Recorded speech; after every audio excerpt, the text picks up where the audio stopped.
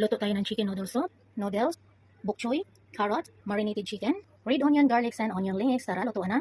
Maglagay tayo ng oil. Fry natin ang onions. Garlic. Ayan, lagay. Pwede natin ang stock ni onion leeks. Ayan. Saglit lang yan. Palabasin lang natin saglit ang kanyang aroma. Ayan, i-add na natin ang ating marinated chicken breast. Chicken breast ang gamit ko. Marinated siya ng oyster sauce, light soy sauce, white pepper, and black pepper, and a pinch of salt. Ayan, halo-haloin lang natin. Halo-halo lang hanggang sa mag-white ang ating chicken meat. Natin mag-add ng water. Ayan, add na tayo ng tubig. Ayan. Pakuluin lang natin siya. Ating takpan at antayin kumulo.